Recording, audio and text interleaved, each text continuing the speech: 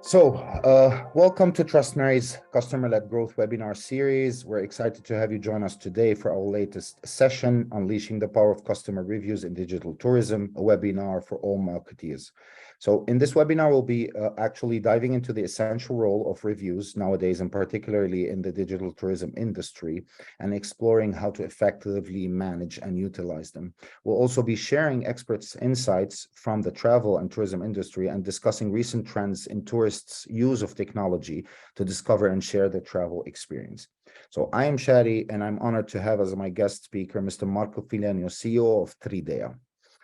Mr. FIlenius will be sharing his expertise in the strategic management of online reviews and engaging in an open discussion about the topic. This webinar will last approximately 1 hour. Please do send your questions in the chat, and we'll try to answer to as many as possible towards the end of the webinar. After that, you will get a recording of the webinar and a short survey, which we really hope you can answer because it helps us manage and plan for our next following webinars. So, hello, Mr. Marko. Briefly, who is Marko FIlenius? Well, I'm an IT professional located in Jyväskylä. Been on the industry for almost 30 years now, and have quite a long background in different kinds of industries, media, telecommunications, even retail, and now been working a lot with travel in the last 10 years, I would say. Mm-hmm. Mm-hmm. And can you briefly explain what does Tridea do and what are its benefits? Tridea is a software company. Our product is called BizLens, which is a data platform and BI tool. That's how we would call it nowadays. And we are bringing together dozens of different data sources, and then building simple dashboards for users to use the data from one single point. Mm-hmm. So when it involves data, how do you actually ensure that this knowledge is that is stored in the system is actually accurate and up to date and relevant at the same time? Well, there are many ways to approach that in any way. We are using APIs from systems where we get the data from, and of course we or nobody else is not 100% sure the quality of the data in the origin system, but what we using the API, we can be sure that we get the same data as what is stored in the original system. Mm-hmm. But of course this question always is accurate, and we always have to understand whatever data we are using is that what does it tell us and what's actually missing from the data, and we can't blindly trust any data as such. We always need to understand like what's lacking maybe, and so maybe because of the source, so it's the data is accurate as much as the actual source is accurate. Yeah, and what that can tell us, sometimes it can tell more, sometimes it really doesn't. Mm-hmm, mm-hmm. Cool. Now maybe moving on to actual customer reviews in digital tourism. So in your opinion, what is the importance of customer reviews as you know, generally and particularly in digital tourism? In any business, as we all understand at the moment, is that if we only think about ourselves as customers, and as we all are, we all are using different kind of services. We all are searching for the next travel destination and how to get there, where to book the accommodation and all that. So, and if we just think about how we think ourselves, we understand how important it is. and because just recently, after COVID was finally over, we took a trip with my family to Spain. And that's when I understood once again how important this all is, because there was lots of alternatives which suited us fairly well, and when all the other features are about the same with some alternatives, then it comes to the customer reviews. This is what the providers are telling us. It may or it may not be true what they tell us. The pictures they provide us may or may not be present. So what the customers are saying is actually quite important, because there was some, for example, saying that the pics on this booking site, they were 10 years old. Now it's not close like that. It's old and worn down, like all the furniture and stuff.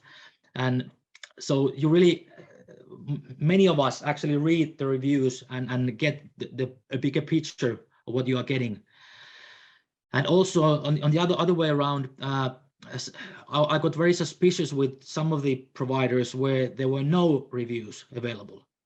And then it also raises the questions like why is that? Is it such a new item that there hasn't been any reviews yet, or has it been renewed because all the reviews were so bad? Sorry. Yeah, what I wanted to comment on is it's that actually true, especially after COVID, like people, especially in the digital tourism industry, is that they're focusing more or putting more emphasis on reviews, simply because of the fact that most people were staying at home. So probably preparing for some of their holidays later. But all what you said about the authenticity actually of reviews is what goes on to my following question, is that how can companies ensure that those customer reviews are authentic and then they're not fake, they're not fabricated? Well, I guess there's no way to ensure that. I know this is the answer you didn't want me to say, but I guess in the end that's the only way, that there's really no way to ensure that. Only way is to try to somehow attract your customers to give them more, and so that there's more volume. And one thing would be then, of course, to try to interview, for example, your customers and in that way know that this is for real. But then for the buying customers, that might seem like a fake one or something like you paid for this. So it's not very easy question, and also reminds me that just a couple of weeks back I found a discussion in some of the discussion groups where somebody was saying that he was following a conversation in the next table in a restaurant somewhere in south in Spain. I guess it was somewhere there, and he heard them saying that they were asking for a free dessert, or if they won't get it, they will give a bad review in TripAdvisor or somewhere like there. And so people can even use it like this. And I haven't heard of any other case, and I'm sure this is not very widely spread idea, but it could be even done like that. So these things could happen, obviously, but again, maybe my comment would be like, being like when the reviews are more authentic and they're not fake, I think it depends on the provider, such as the companies that actually can help the other companies provide or, display those reviews. So the highly this company is trustworthy, I think better would be those reviews. But yeah, and one thing companies can do, and what they should do in fact, is that when people are giving reviews, they should react to the reviews. They should comment them somehow, either just say thank you for this review, or then some sort of comment. Okay, we are happy you brought this up. We will try to make it better, or we are sorry that this happened, and we try to make it not to happen again, or anything like that. But it also gives the customer an idea that you care for the customer. And a good example of that was a couple of years back when we searched for a cottage in Lapland, in Levi, and there was one that we were especially looking at, and we were looking at the reviews as well. And we know that there were 3 families, altogether 12 people. So we needed enough room for all these people, and we were looking at the pictures saying that this looks like maybe a bit small. But then there was a customer review saying that the place was otherwise very good, and everything was in place, but there were not enough seats for a larger group of people. So what the cottage owner had done was that he or she had answered this comment and saying, okay, thank you for the comment. This is a good comment.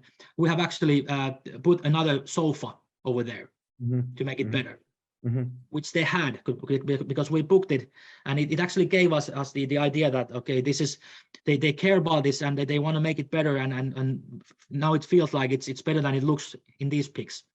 So actually engaging with those people or the customers that leave reviews, and very seldom there are so many reviews that you don't have time to comment on them. Yeah, but how can actually like, can we encourage, for instance, actual customers to leave reviews? It's not easy. You should do it every time and everywhere, and somehow politely, and not pushing too much.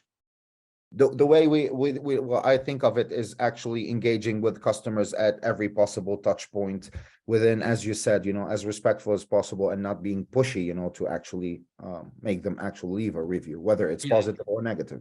But I would say you should do it more than once. I just spent a night last week in Helsinki in a new hotel I've never been before, and I did the booking through booking.com. And they seem to be anxious about getting my review. They are just the app booking.com app is giving me the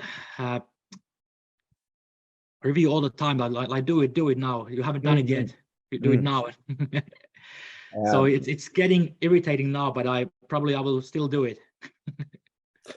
So actually, with everything that is happening in the world, new technologies and like all the tools that are available, do you have some sort of ideas about the future trends regarding customer reviews, and probably how can companies prepare for them?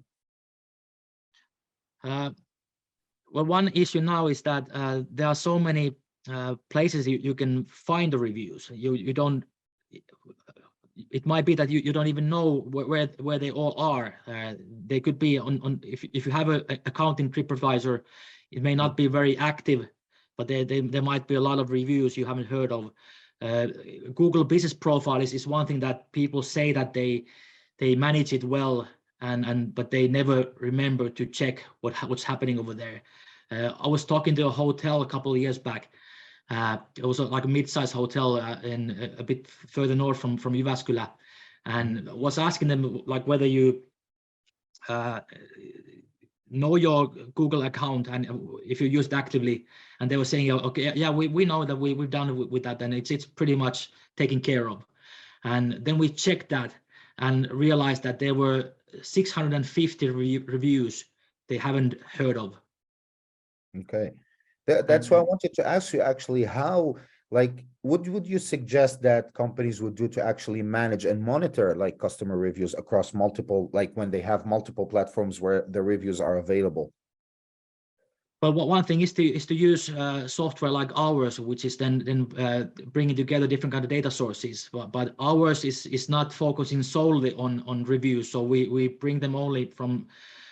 We would say like the most important ones, but when there will come new ones, and then of course there's the one thing we still haven't discussed at all is the what people are talking or people are posting in social media, which is not a review channel as such, but which is very powerful in a way that if you really give a good reviews or bad reviews, it has a big effect, or may have a big effect on your business. Well, actually, I do believe, like, even like we both, like anybody, most companies do need positive and negative reviews. Like, you cannot always have positive reviews. You need to have negative so you can know what's wrong and try to solve it. And that is by engaging with those customers, as you just gave the example of the, sofa that the person just added to the hotel room, to the cottage.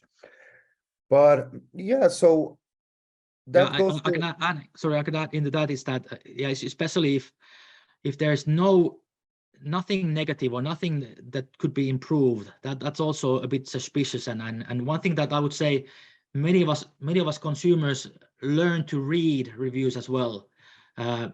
because we learn to understand, and we may even be able to notice those fake ones, because we see that they are so clearly something wrong. For example, one thing is that if somebody's complaining about the size of a hotel room, for example, and if you check if the person is from US, then you know it doesn't have any meaning for European. So it might be just normal. It's normal in Europe, but for Americans, everything has to be so big. and so you can neglect this kind of comments, but then there might be something else that you learn from the same comments, but somehow we learn as we use them. Yeah, I mean that's how, when you mentioned that some companies may have a lot of actual customer reviews to a point that you maybe not possibly can manage them, and you need a software to actually maybe tag all of those, and for instance, such as Trustmary, to actually tag and be able to manage all of those reviews, to actually answer to customers' inquiries or concerns as soon as possible, because you never know when there's a new customer coming or leaving because of these reviews. But so regarding the tourists, for instance, can we discuss a bit the most recent trends in how tourists use of technology to plan and book their travel experience, and especially from a perspective of customer reviews? And here we can also, of course, social media is the biggest source of info for those. But yeah. Well, again, I would say that if we think about ourselves, how do we plan for a trip? Is there any other way than use our phones or our tablets or our computer? Nowadays, no. Previously, yeah. maybe. Yeah, and then what do we do with that is that we Google, we try to find different kind of things. We compare, we read a lot of blogs maybe. The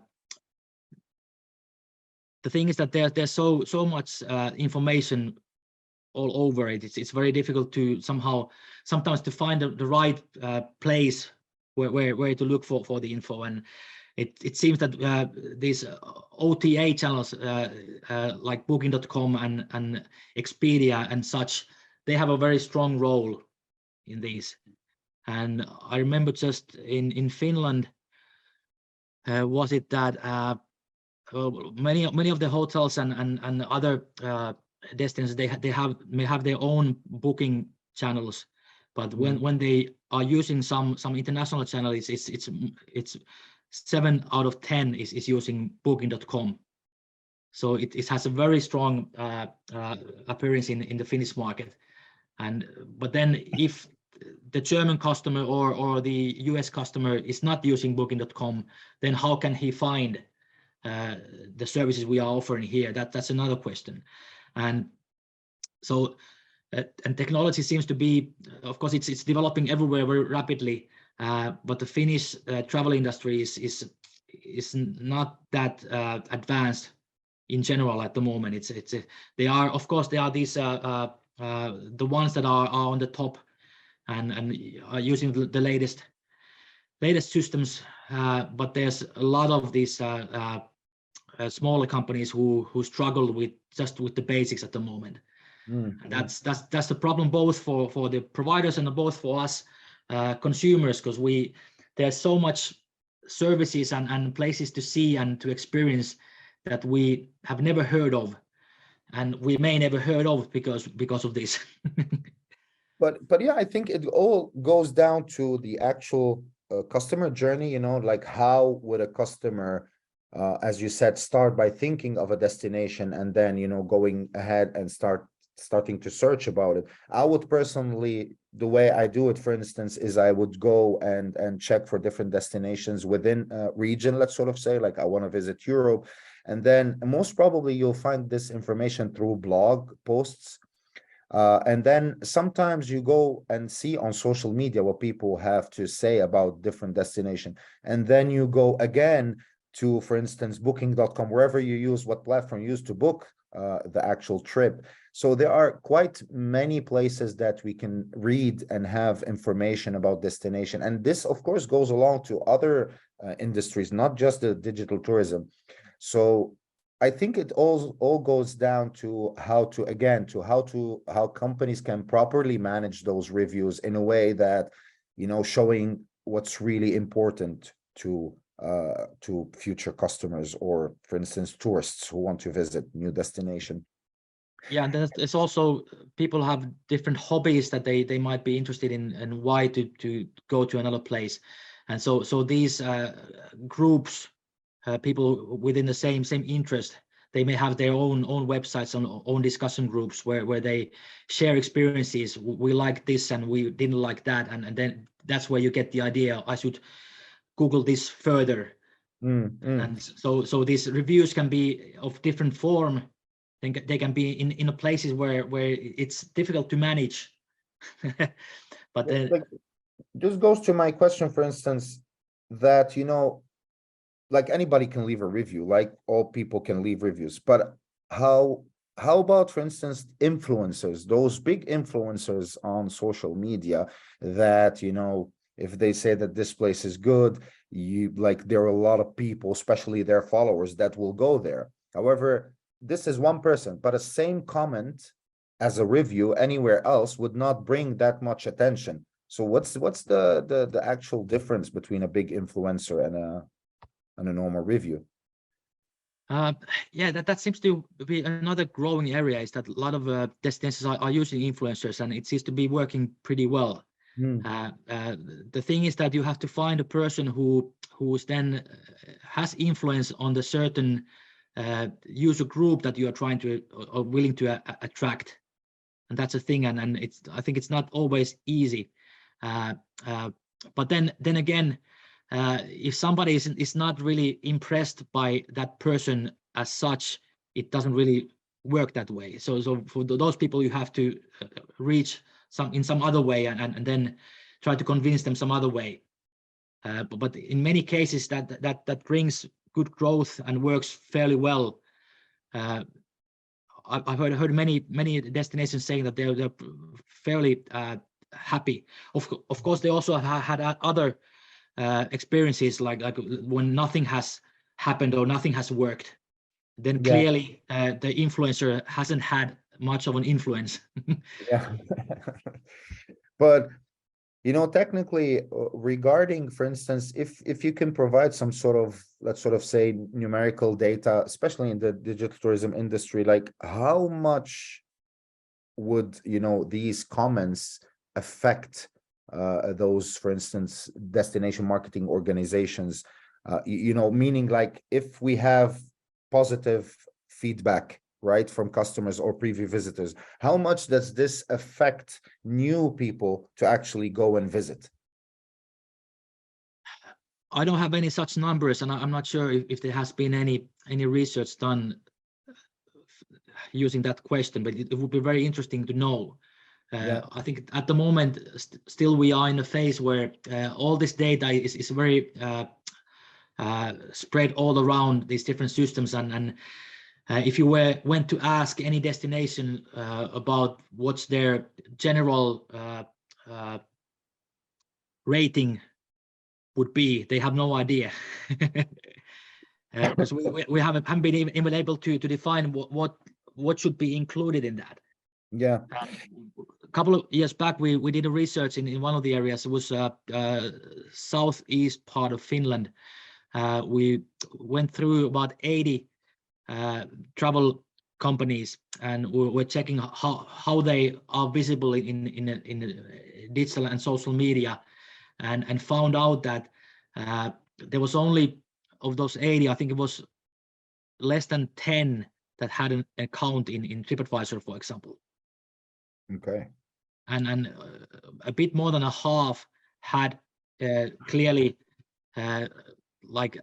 took their account in Google Business Profile, but they hadn't done any comments or anything. There were only 1 or 2 of them who really actively were using that. So even the free tools are not used, even when everybody is saying that they could have a very strong business benefit. That's actually happening. I can assure you, you know, like theoretical speaking, this happens in most other companies because I don't know why, but a lot of companies still struggle to utilize data. Like you have numerical data that can actually give you some informed decisions about what's happening in your company, yet they do not place much emphasis on it, such as this yet. Like they have accounts on G2, for instance, or like Google, but they don't really use it, or they don't have on TripAdvisor in the case of digital marketing, destination marketing organizations. That is crucial. That's the first thing you should have, because we all know, and there has been research about the impact of reviews on like bringing in more tourists. But yeah, for instance, regarding other companies, going back to my question about some sort of statistical data, lately I do believe that more than 60%, there's an effect of more than 60% whenever you have customer reviews, positive ones, that this would bring in more potential customers or leads. So like that's what I honestly myself fail to understand about the lack of emphasis on such important and not really hard things, because as you mentioned, for instance, Tridea is a business intelligence tool that can help them do this. Also at the same time, for instance, Trust Mary, and with the reporting and everything, you'd be able to understand what's going on and manage accordingly. But maybe we'll see this in the future when data is like more and more part of everyday's life. Yeah, I think that we have to go a bit deeper with this, unfortunately. And what I've been thinking many times is that many companies, or most companies, if we talk to them, they say that they are very customer focused, and the customer is the key, and the customer is the most important, blah blah blah. But when it comes to real life, they forget about it. And that's why it's not on the list, on the priority list, to really encourage the customers to give feedback and really use the feedback. I've been talking to a lot of companies, both travel and other industries, and asking them if you collect customer feedback actively, and they all do. We do it very systematically. And one company even said that they are reporting the results to their management team. Was it weekly? And then I was saying, okay, sounds good. What happens then? And they said, I don't know. I never heard of that since I've sent the report. Exactly. So yeah. It's something that we are saying that, okay, this is something we have to do because we have to do it, but then it's really not done very seriously in the end. Yeah, that's the thing with everything, like especially as you just mentioned with customer, their feedback. Like if you are customer centric, as most companies are, then the customer is at the center of everything. You're not product or service centered anymore. So the best way to actually reach out and understand your customer is through engagement, whether reviews or feedback or whatever. So that should be the number one priority for most companies, because out of this you'll be able to actually manage, improve and everything, like processes, product and services.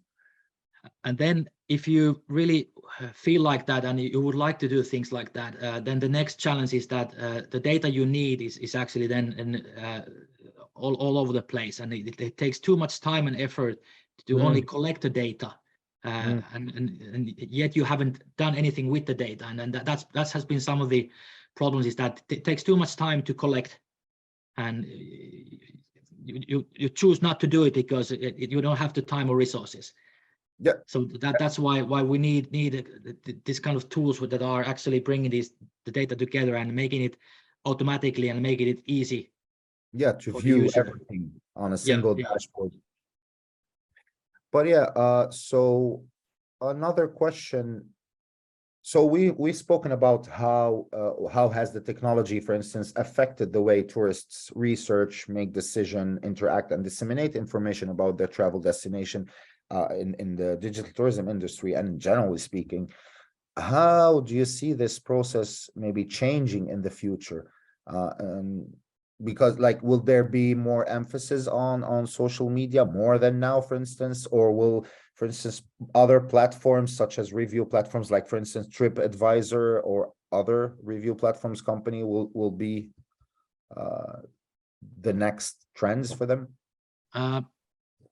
Definitely there will be new platforms, that's for sure, because things have to move somewhere from this point. But what's actually scary is that how much power these few players have at the moment. And I'm talking about Meta and then Google. And if there ever is a new platform that wants to compete with Meta, for example, it has to be in good relations with Google anyway, because otherwise nobody will find it.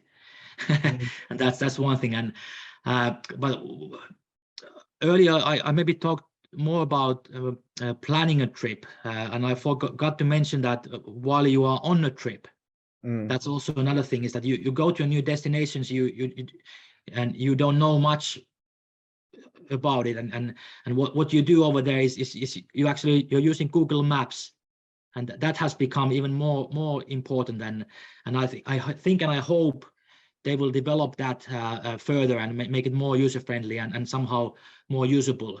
Within a small screen on your phone, it's sometimes it's not very easy to use. But this also brings us back to the Google Business Profile data, which has to be accurate to help you.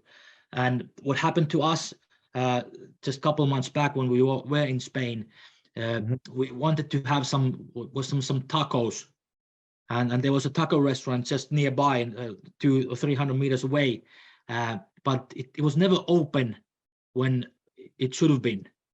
So they didn't update their schedule over there, and we went twice behind the door and didn't see anything happening over there, and then didn't try the third time.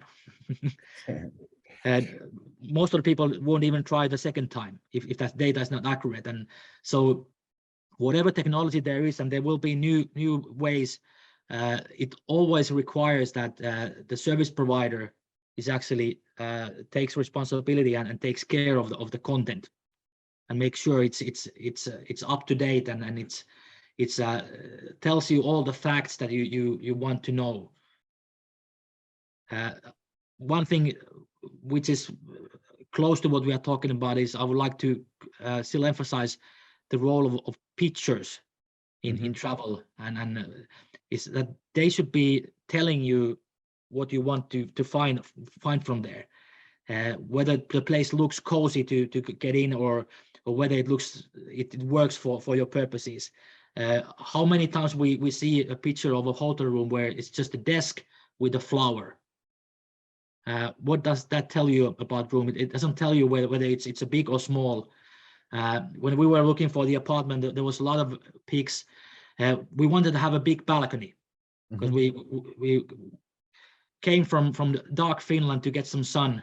So we want to be in the sun, and to be in the balcony is the one thing. And the balcony should be something more than for one person only. And there were a lot of pictures that were not clear whether you can fit another person in the balcony or not. And it was not said in the product descriptions either. So it was very difficult. And that's actually where some of the customer reviews were helpful, because the customers were saying that it also had a balcony which we were able to do this and that. And some of the cases they actually gave me the info I didn't get from the service provider.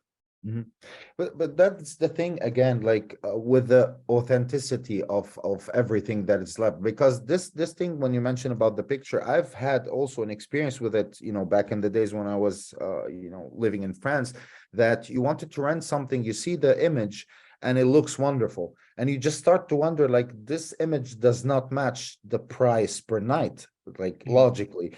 You go there and you find it like just a picture of a magazine, like there's nothing accurate about what is said. So that is why you look under it, like if there are any comments on it.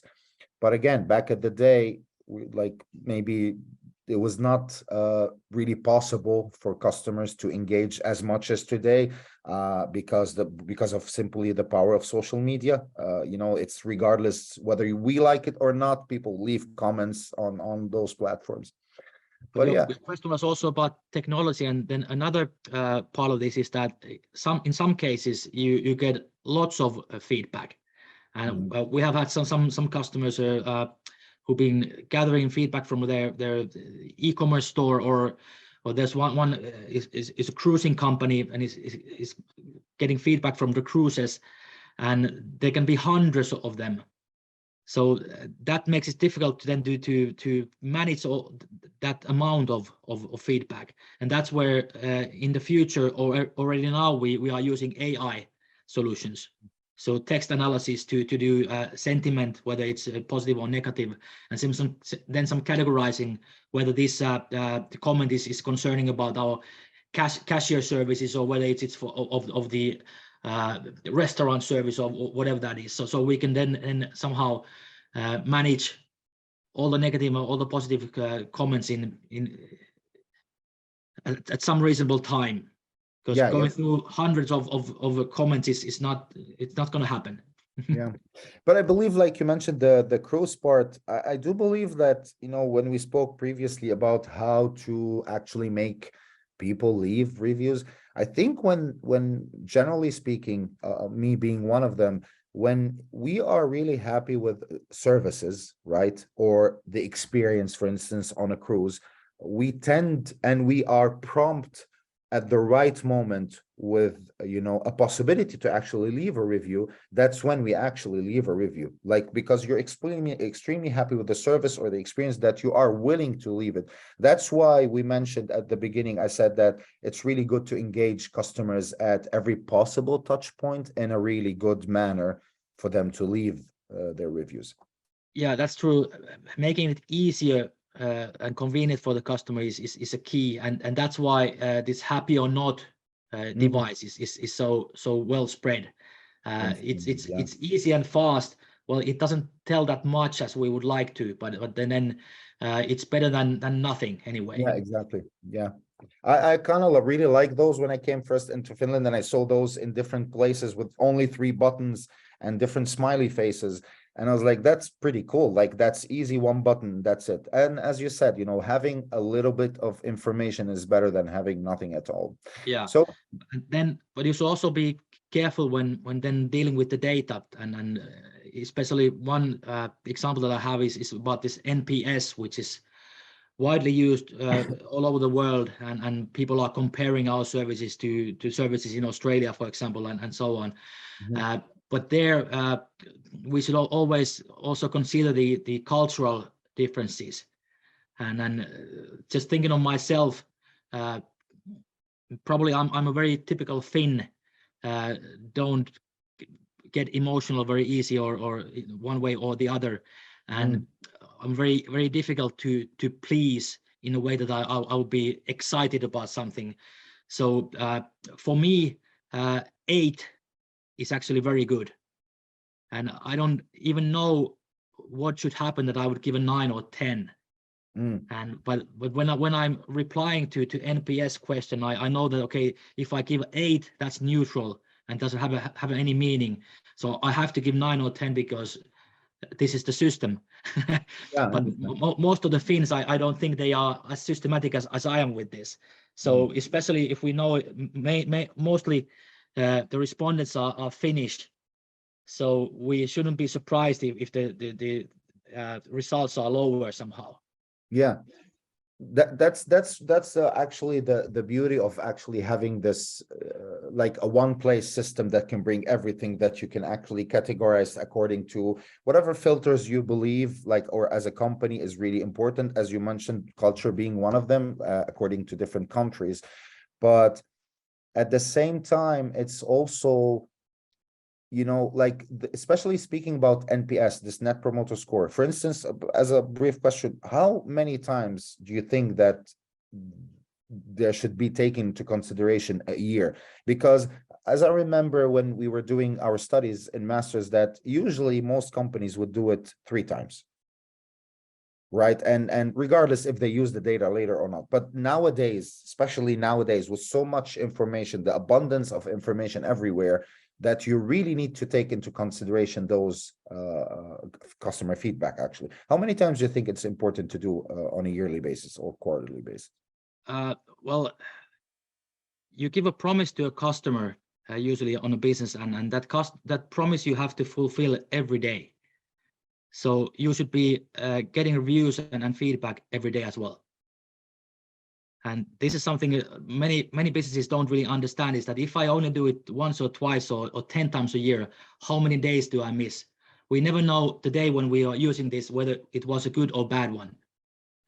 Doing it daily, having enough volume would bring us to understand like where we're not at our best, and okay, what happened actually that day or before that, why were we like that, and when were we at our best, and what did we do well that day.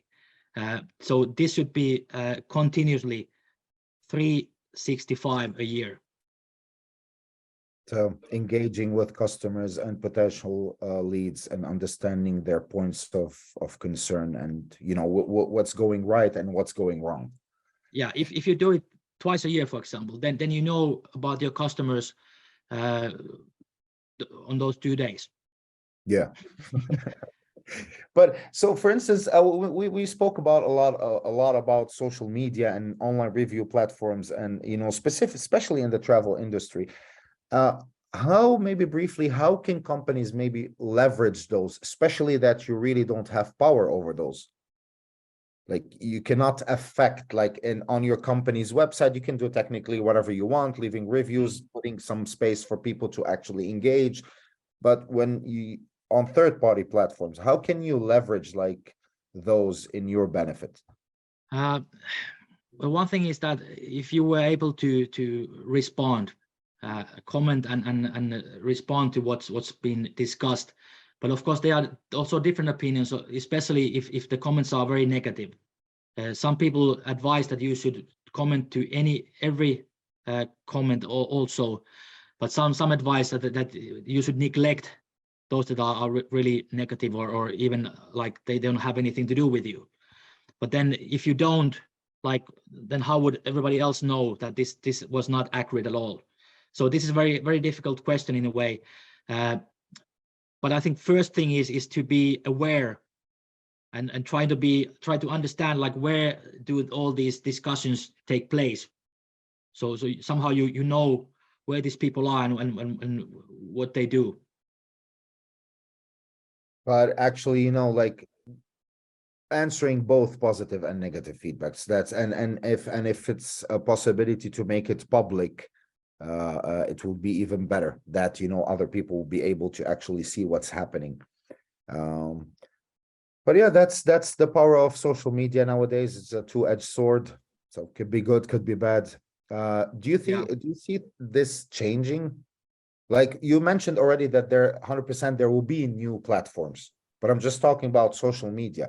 Do you think like social media will gain even more power regarding, like influencing, let's sort of say, people to do things, whether traveling, buying, or less?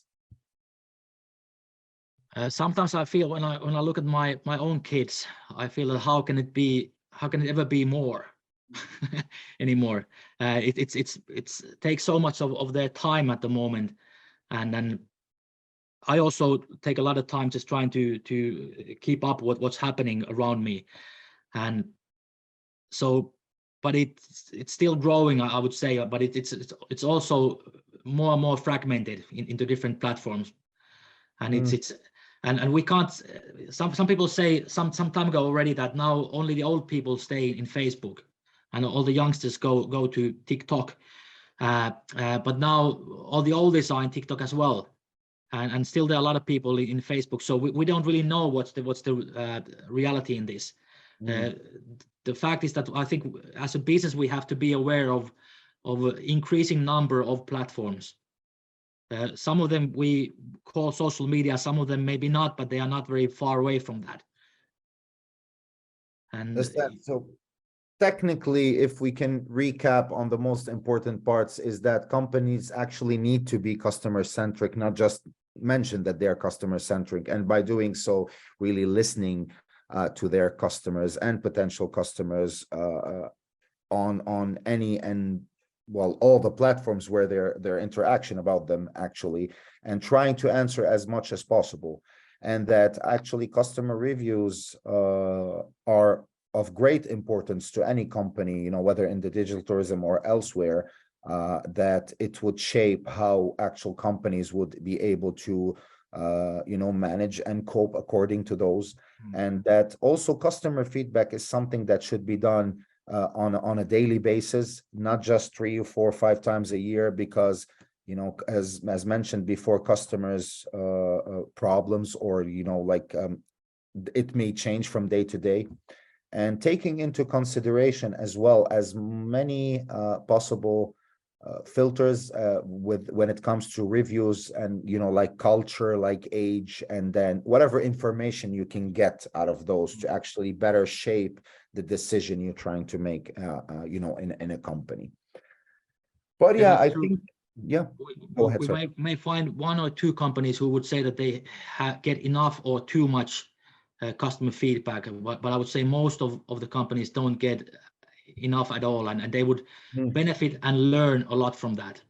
And just being openly curious about what people think and do and feel about their services would help them a lot. It's not rocket science either. Well, that's the thing. It's not rocket science yet. Not a lot of people are taking, advantage of such things.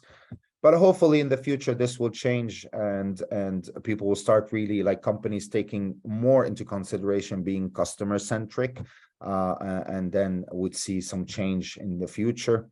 But we've, I think, reached the end of today's webinar. And first of all, I really want to thank you very much for your participation.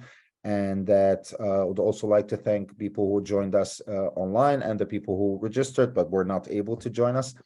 I just wanted to highlight a couple of things that after this webinar, we will send a recording of everything of the webinar, actually, along with a brief survey to all people who attended and people who are registered to the webinar, which we really appreciate if it's not too much to answer. And a question for you, actually, Mr. FIlenius: if someone wants to reach out with their questions, what is the best way to do so? Email, I would say, or you can go to bizlens.com and find my contact info from there. Okay, that's where we present our software as well, but that's like the easiest way to find my contact info. Yep. Or do you have any more comments or questions? But just my comment: did it go well at the end when you went to Spain? Yeah, there was a lot of things that customer experience wise that I could bring out from that, but we would need another hour for that. Yeah. but in the end, it was an excellent trip and everything went fine. But there was a lot of let's say points where I wasn't so sure first. I understand. But again, thank you very much for your willingness and your participation, and for the beautiful insight we just had. And I would wish you best of luck with Tridea, and then that we almost get to a point that everybody starts using BI and realize its importance now and in the future. All right. Thank you. Thank you very much. Thank you. See you.